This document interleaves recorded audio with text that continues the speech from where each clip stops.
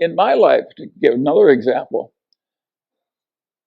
the Mungers would have twice the assets they now have if I hadn't made one mistake of omission back in the 1970s.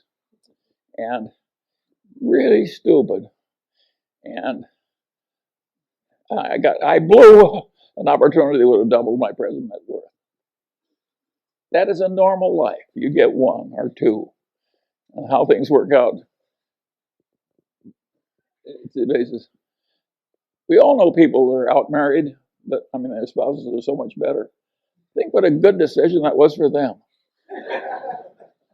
And what a lucky decision. Way more important than money. And a lot of them did it when they were young, just they stumbled into it. Now, you don't have to stumble into it. You can be very careful. A lot of people are wearing signs, danger, danger, do not touch. And people just charge right ahead. That's a mistake. Well, you can laugh, but it's still a horrible mistake. And it's been fun for the people on this board to know one another and work on these oddball things and to handle life's vicissitudes. Of course, it's very peculiar that we're so old. I mean, imagine a place where Gary Wilcox is one of the young men. And his wife is still a golf champion, but that's not because she's good when she's old. I mean, yeah, it's an amazing group, and that's an interesting example too. Imagine being as old and as impaired as I am, and having a pretty good time. How does that happen? Well, that is another story. I can tell a couple of other stories too, because you like stories. Here's an apocryphal story that is very instructive. A young man comes to visit Mozart. And he says, Mozart, he says, I want to write symphonies. And Mozart says, how old are you? And the man says, I'm 23. And Mozart says, you're too young to write symphonies. And he says, but Mozart, he says, you were writing symphonies when you were 10 years old. And Mozart says, yes, but I wasn't asking other people how to do it. Now there's another Mozart story. Here's the greatest musical talent maybe that ever lived. And what was his life like? Well, he was bitterly unhappy and he died young. That's the life of Mozart. What the hell did Mozart do to screw it up? Make himself, well, he did two things that are guaranteed to create a lot of misery. He overspent his income scrupulously. That's number one. That is really stupid. And the other thing was he was full of jealousies and resentments. If you'll overspend your income and be full of jealousy and resentments, you can have a lousy, unhappy life and die young. All you've got to do is learn from Mozart. You can also learn from that young man who was asking Mozart how to write symphony. The truth of the matter is that not everybody can learn everything. Some people are way the hell better. And of course, no matter how hard you try, there's always some guy that achieves more. Some guy or gal. And my answer is, so what?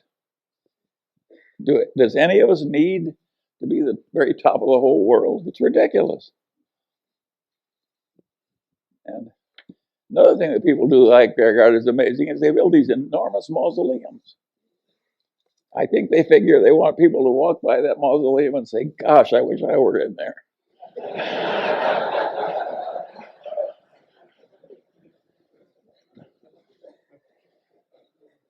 Anyway, you can see we've had some fun as we go along.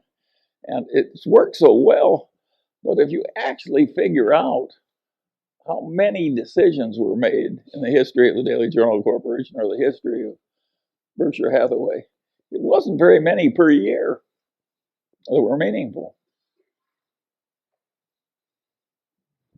It's a game of being there all the time and recognizing the rare opportunity when it comes and recognizing that a normal human allotment is to not have very many. Now, there's a very confident bunch of people who sell securities who act as though they've got an endless supply of wonderful opportunities. Well, those people are the equivalent of the racetrack tout. they're not even respectable.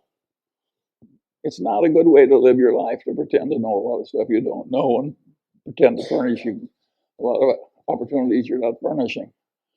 And my advice to you is avoid those people, but not if you're running a stock brokerage firm. You need them. But it's not the right way to make money. And this business of controlling the costs and living simply, and that was the secret. How much money?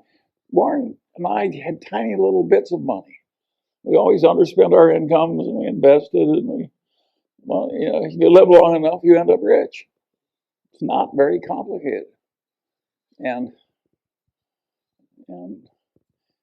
now there is a part of life which is, how do you scramble out of your mistakes without them costing too much? And we've done some of that too. And if you look at Berkshire Hathaway, think of its founding businesses: a doomed department store, a doomed New England textile company, and a doomed trading stamp company. Out of that came Berkshire Hathaway. Now, we handled those losing hands pretty well, and we bought into them very cheaply. But of course, the success came from changing our ways and getting into the better businesses.